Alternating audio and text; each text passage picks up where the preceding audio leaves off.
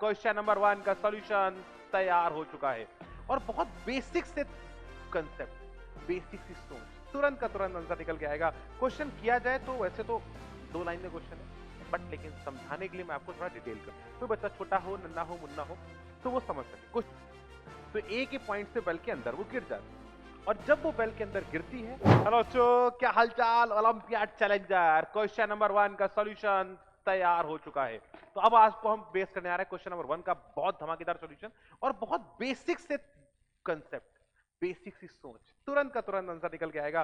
Question किया जाए तो वैसे तो 2 लाइन में क्वेश्चन है, बट लेकिन समझाने के लिए मैं आपको थोड़ा डिटेल कर दूंगा ताकि आप बेसिक समझ सके। कोई बच्चा छोटा हो, नन्हा हो, मुन्ना हो तो वो समझ सके। क्वेश्चन क्या था पहले समझाता हूं। क्वेश्चन में बोला गया था कि एक छोटी सी गेंद है जो 5 मीटर पर सेकंड की स्पीड से एक वेल की तरफ जा रही है और ये वेल का इस पॉइंट को अगर हम ए बोल दें तो ए के पॉइंट से वेल के अंदर वो गिर जाती है और जब वो वेल के अंदर गिरती है तो वह टकराती है। आपसे पूछा गया था कि ये कोलिजन करने के बाद क्या रेडियस हो इस वेल की जिससे यह गेंद जो अंदर जा रही है वो बाहर निकल कर आ जाए। ठीक बात है, कोई परेशानी वाली बात तो नहीं, कोई शंका वाली बात तो नहीं, कोई आशंका वाली बात तो नहीं। यही क्वेश्चन था आपका। रेडियस के कुछ ऑप्शंस आपको दिए गए थे।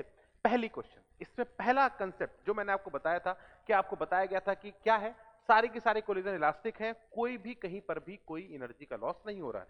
इसका सीधा सा मतलब हम लोगों ने समझा था कि concept number 1, conservation of energy. मतलब अगर मैं एक बॉल यहां पर लेता और बताओ मेरे प्यारे बच्चों, अगर मैं इस बॉल को यहां से छोड़ देता विद जीरो वेलोसिटी तो ये बॉल नीचे जाती और टकरा के फिर जब वो ऊपर आती तो बताओ किस हाइट तक आती, इसके ऊपर, इसके नीचे या इसके बराबर। तो जल्दी से बताओ क्या होता सही आंसर। आप बोलते सर अगर कोई एनर्जी का लॉस नहीं होगा तो जितना पोटेंशियल एनर्जी काइनेटिक एनर्जी में परिवर्तित हुई होगी ऊपर आते हुए काइनेटिक उतना ही पोटेंशियल में परिवर्तित हो गई होगी और मेरे हाथ में गेंद वापस से आ जाएगी। मतलब मेरे पास कहानी एकदम क्लियर है, बॉल ऊपर तक आएगी। ठीक बात है या गलत बात है? अरे जल्दी से बोल दो। पक्का। लेकिन अब बॉल को ऐसे नहीं फेंका गया, बॉल को थोड़ा एंगल पे यहां से ऐसे फेंका गया। ये बॉल यहां से गई, इसके पास वेलोसिटी 5 मीटर पर सेकंड। आपने कहा सर अच्छा, तो इसका मतलब अगर मैं यहां पर आपसे बोलूं तो यहां पर एक छोटा सा कंसेप्ट और जो बेसिकली आपको समझना है वो होता है कि दो म्यूचुअल परपेंडिकुलर डायरेक्शन एक दूसरे से पूरी तरीके से स्वतंत्र होती हैं। मतलब ये बॉल जो यहां से 5 मीटर पर सेकंड से अंदर की तरफ जा रही होगी, इसके लिए वर्टिकल मोशन और हॉरिजॉन्टल मोशन यह दोनों एक दूसरे से पूरी तरीके से स्वतंत्र होगा। तो जब ये बॉल मेरे प्यारे बच्चों यहां से दौड़ती हुई कुछ ऐसे टकराएगी तो बताओ इसकी हॉरिजॉन्टल वेलोसिटी क्या होगी? क्या बोलोगे?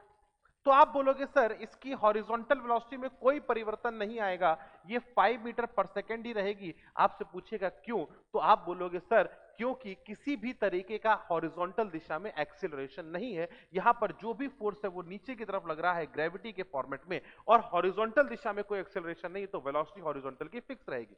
तो ये बॉल जाएगी जस्ट सामने टकराएगी, फिर ऐसे आके इधर कहीं टकराएगी। सोचिए यहां पर ये चेंज क्या हो रहा होगा, जैसे जैसे वो नीचे की तरफ आ रही होगी तो उसके पास एक वर्टिकल वेलोसिटी Vy1 यहां पर होगी, यहां कुछ Vy2 होगी, यहां पर ऐसे टकरा जाएगी तो यहां पर कुछ Vy3, ये वेलोसिटी बढ़ रही होगी बट हॉरिजॉन्टल रिमेन सेम।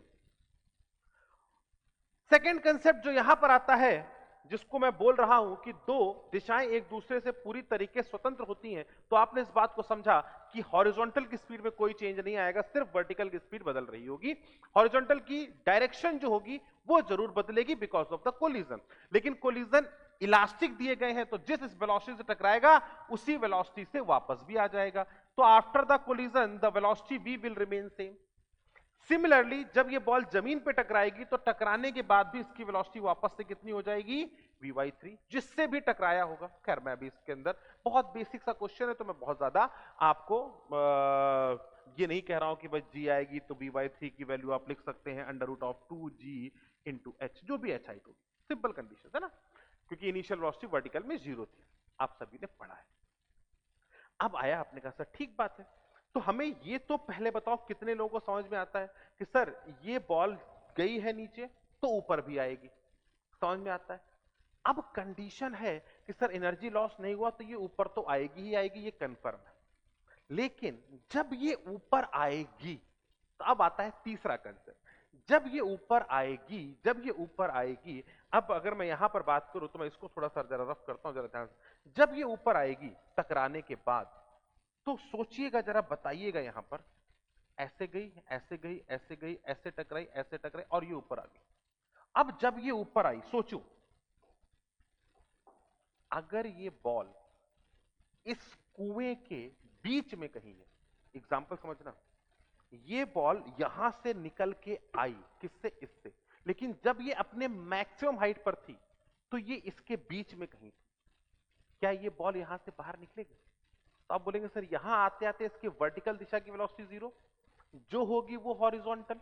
तो जब बॉल वापस से इस हाइट पर पहुंचेगी, कुएं की हाइट पर पहुंचेगी, तो इसके ऊपर जाने की वेलोसिटी तो शून्य, जो होगी वो हॉरिजॉन्टल होगी। आपने कहा यस सर।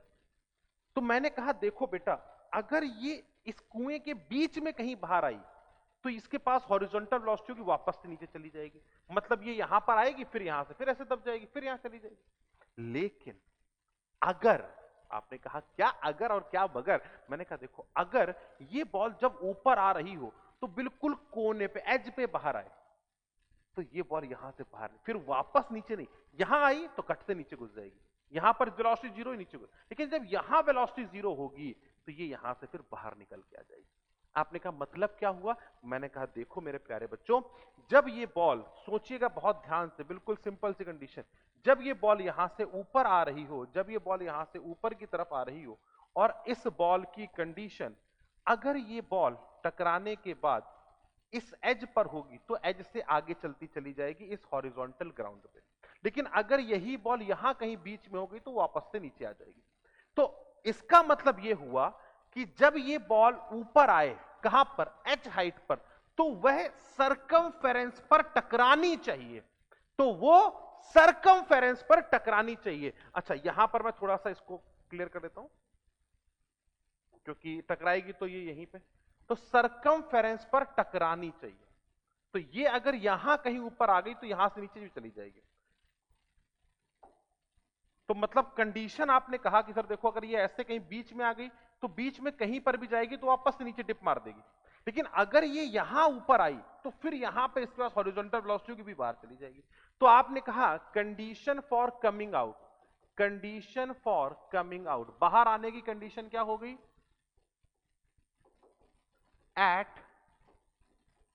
एट हॉरिजॉन्टल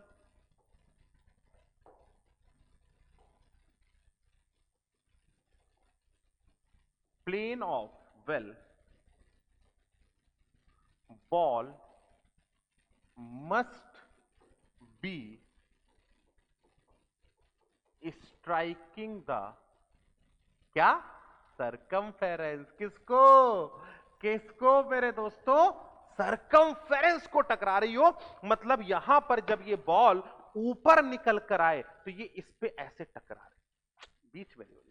आपने कहा सर बिल्कुल सिंपल सी बात है, तो अब क्या करेंगे? मैंने कहा देखो भैया, दोनों गेम को अलग अलग कर लो, नीचे जाना ऊपर आना किसकी जिम्मेदारी, किसके कारण नीचे गई? आपने कहा वाई दिशा के कारण, तो नीचे जाना ऊपर आना वाई कंपोनेंट रिस्पॉन्सिबल, आपने कहा यस सर। तो मैंने कहा देखो भैया, टाइम ऑफ फ्लाइट कितना होता है किसी एच हाइट से नीचे जाने का? √2h/g, तो ये टाइम है नीचे जाने का, जितना नीचे जाने का होता है, हम लोगों ने प्रोजेक्टाइल में पढ़ा होगा, कई बार पढ़ा है, जितना नीचे जाने का उतना ही ऊपर जाने का होता है, आप डायरेक्टली देख सकते हैं। तो मैंने कहा total time for coming, moving down and coming up, नीचे जाके ऊपर आने का समय टोटल कितना हो जाएगा? यहां पर छोटी सी बात हो जाएगी, तो अगर हम यहां पर बोल दें तो total time of coming up, क्योंकि इसके लिए सिर्फ और सिर्फ वर्टिकल दिशा जिम्मेदार है, इसके डिटेल्ड वीडियोस को समझना बहुत जरूरी है, ये है कोर कंसेप्ट। तो टोटल टाइम कितना हो गया? 2 टाइम्स ऑफ √2h/g। तो आपने कहा सर ये हो गया टोटल टाइम जिसमें ये बाहर आए, तो आपने कहा सर ये बात तो ठीक है, जब इतने देर में ये बाहर आएगी, और इस दौरान मेरे प्यारे बच्चों एक छोटी सी बात और समझनी। आपने कहा सर वो क्या? मैंने कहा देखो, कोलिजन कितनी देर में हो रहा है? आपने कहा देखो सर, ये बॉल है डायमीटर के अलॉन्ग जा रही है, तो कोलाइड कहां करेगी? आपने कहा यहां करेगी, तो बताओ हॉरिजॉन्टल में इसने कितनी डिस्टेंस ट्रेवल करी? तो क्या लिखोगे? 2r। क्या लिखोगे? 2r। क्या लिखोगे? 2r, तो इसने टोटल डिस्टेंस ट्रेवल कर दी है 2r जो हॉरिजॉन्टल डिस्टेंस है। तो आपने बोला सर दो कोलिजन के between time between two collision, तो आपने बोला जब भी कोलिजन होगा तो ये बॉल हमेशा 2r डिस्टेंस हॉरिजॉन्टल ट्रेवल कर रही होगी। तो टाइम कितना हो गया 2r अपॉन v। तो टाइम बिटवीन टू कोलिजन कितना हो गया 2r अपॉन v, मतलब ये बॉल यहां जाएगी यहां से यहां, टोटल डिस्टेंस हॉरिजॉन्टल में कितनी 2r, यहां से यहां टोटल डिस्टेंस हॉरिजॉन्टल में कितनी 2r। तो हर बार जब वो हॉरिजॉन्टल में 2r डिस्टेंस ट्रेवल करेगी, क्योंकि इसका डायमीटर अगर इसकी रेडियस r है मेरे दोस्त, तो डायमीटर 2r होगा, तो बॉल 2r डिस्टेंस के बाद टकराएगी। तो इस छोटी सी बात को अपने को दिमाग में रखना है कि 2r बाई v डिस्टेंस के बाद पार्टिकल कोलाइड करेगा। आपने कहा सर बहुत अच्छा, इसका मतलब ये कोलिजन टाइम और ये टाइम सेम बैठने चाहिए, नहीं तो इंटीजर मल्टीपल होने चाहिए। मतलब पहला कोलिजन, दूसरा कोलिजन, तीसरा कोलिजन, चौथा कोलिजन, मतलब जब ये बाहर आए तो या तो पहला कोलिजन हो रहा हो, या दूसरा हो रहा हो, या तीसरा हो रहा हो, या चौथा। मतलब ये टाइम जो होना चाहिए, बोलो कंसेप्ट क्या हो गया, टाइम कौन सा, total time 2h/g, it should be the integer multiple. ये किसका इंटीजर मल्टीपल होना चाहिए, आपने कहा सर ये टाइम ऑफ कोलिजन का इंटीजर मल्टीपल होना चाहिए। तो आई कैन वेरी सिंपली से कि सर दो दुक्की से दुक्की तो उड़ा देते हैं, √2h/g, हाइट आपको हमने दी थी 20 मीटर, तो 2 गुणे हाइट हो गई 20 अपॉन g हो गया 10, 10 से ये 10 कैंसिल, ये हो गया आपका 2 सेकेंड। तो ये n into 2r upon v। तो 2 सेकंड में बॉल जो है वो बाहर निकल कर आ जाएगी। ये बहुत बेसिक सी बात है जो अपने को समझनी है। आपने कहा सर बिल्कुल सही बात है, तो n की वैल्यू कितनी हो जाएगी 2r, आपने कहा n इंटीजर होना चाहिए, सॉरी 2 से 2 तो कैंसिल हो गया था, तो इसको यहां से कैंसिल कर देते हैं, तो r अपॉन v।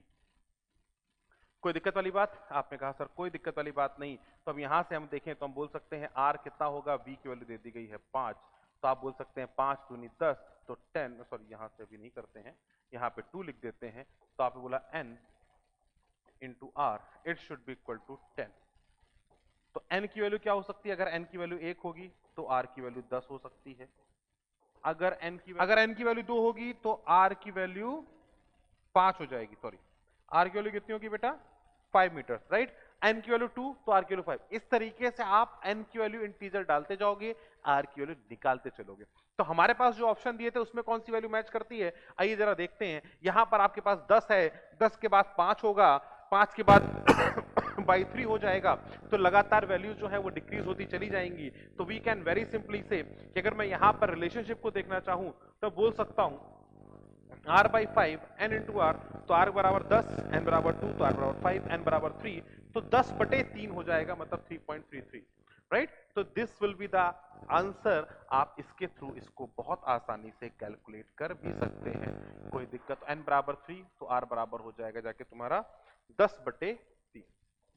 अब कैसे होगी कहानी, ये भी एक बार जल्दी से देख लो। अब जैसे मान लो कि आपकी r बराबर, पहला कंडीशन n बराबर 1, r बराबर 10 मीटर, ठीक है ना। तो ये बॉल ऐसे आएगी 5 मीटर से, ये बॉल ऐसे जाएगी, ऐसे टकराएगी, जस्ट ऐसे निकल के बाहर आ जाएगी। तो यहां से यहां टोटल डिस्टेंस, यहां से यहां तक की टोटल डिस्टेंस कितनी हो गई 20 मीटर। तो भैया हॉरिजॉन्टल का टाइम कितना हो गया, आप बोलेंगे 20/5, 4 सेकेंड। तो 4 सेकेंड उसको हॉरिजॉन्टल टाइम लगेगा बाहर, मतलब यहां से यहां तक की दूरी ट्रेवल करने में। और हमको पता है जाने का और वापस ऊपर आने का टाइम टोटल कितना आया, आपने बोला सर ये भी आया है 2 इंटू √2h/g। तो ये भी अगर आप देखेंगे तो 2 गुणे 20/10, इट इज ऑल्सो 4 सेकेंड। तो 4 सेकेंड में ये बाहर आएगी और उतनी ही देर में ये यहां से यहां कोलिजन कर रही होगी, तो पहला ही कोलिजन जो होगा उसमें बाहर निकल के आ जाएगी, पहले ही कोलिजन में। इसी तरीके से अगर आप n बराबर 2 को सोचोगे, इसी तरीके से अगर आप n बराबर 2 को सोचोगे मेरे प्यारे बच्चों, तो आपको यहां पर रेडियस मिल जाएगी r बराबर 5 मीटर। अब r बराबर 5 मीटर मतलब यहां से यहां तक की दूरी कितनी हो गई 10 मीटर। अब ये बॉल जाएगी, टकराएगी और टकरा के फिर वापस आएगी। कोलिजन एग्जैक्टली यहां कोने में हो रहा होगा। ये एक कई बार बच्चों को सेल्फ डाउट है, इसलिए मैंने इसका ऑप्शन दिया भी नहीं था, क्योंकि कई बार ऐसा लग जाता है कि सर कॉर्नर पे टकराएगा तो क्या होगा। हम मानेंगे कॉर्नर पे टकराएगा तो यहाँ की वेलोसिटी इधर और यहाँ की वेलोसिटी ऊपर की तरफ वापस हो जाएगी। तो बॉल ऐसे जाएगी टॉप कॉर्नर पे और ऐसे एग्जैक्टली वापस आ जाएगी। तो सिर्फ यहाँ पर एक कोलिजन होगा, फर्स्ट कोलिजन अकर करेगा, जाएगी और वापस आएगी। तो इसका नीचे से आने का समय और वापस आने का समय 4 सेकेंड, और ये टोटल डिस्टेंस ट्रेवल करेगा 10 जाने का 10 आने का। तो टोटल कोलिजन कितने हो जाएंगे कुएं के अंदर? एक। लेकिन हाँ, ये कंट्रोवर्शियल जरूर हो जाता है कि सर कोने पे कोलिजन लेना थोड़ा सा मुश्किल हो जाता है लोगों के लिए, लेकिन अभी हम ये एक एजम्पशन की तरह लेके चल रहे हैं, इसीलिए मैंने ऑप्शन में वो नहीं डाला था ताकि कोई कंफ्यूजन ना पैदा हो। इसी तरीके से 3.3 अगर डाल दोगे तो 3 कोलिजन होंगे, एक इधर फिर एक इधर से निकल जाएगी। इसी तरीके से नंबर ऑफ कोलिजन होंगे वो लगातार बढ़ते चले जा रहे हो। तो छोटी सी बात, छोटा सा क्वेश्चन और छोटा सा सॉल्यूशन, बट हाँ थोड़ी बातें समझाई हैं इसलिए थोड़ा सा आपको एक्स्ट्रा लग सकता है, बट कंसेप्ट बिल्कुल सिंपल से थे। तो उम्मीद कर रहे हैं ये कंसेप्ट आपको समझ में आ गए होंगे। अगर समझ में आ गए हैं तो जल्दी से बढ़िया सी बातचीत आप बता दीजिए, और इस कंडीशन ऑफ कमिंग आउट को आप लोगों ने उम्मीद कर रहे हैं बढ़िया तरीके से समझ लिया होगा। तो नेक्स्ट ओलंपियाड चैलेंजर आपके लिए आ रहा है, तो कृपया करके अटेंटिव रहें और छोटे छोटे क्वेश्चन से क्वेश्चन, मतलब अगर मैं होता तो मेरे लिए क्वेश्चन 1 मिनट का ही, मेरे लिए मतलब कोई अच्छे बच्चे के लिए 1 मिनट का ही है कि सर जाएगी और आएगी, तो आने और जाने के समय में उसका कोलिजन ऐसा होना चाहिए वो किनारे पे टकराए। बाकी तो आप सबको पता है कि इंडिपेंडेंट होती है, एनर्जी कंजर्व रहेगी। अब ये कोई कंसेप्ट तो नहीं था बताने के लिए, लेकिन हाँ इसलिए बताया गया ताकि आप समझ सकें। ठीक है, तो thank you all of you for joining the session. Have a very great day, bye bye, take care, और मिलते हैं नेक्स्ट ओलंपियाड चैलेंज।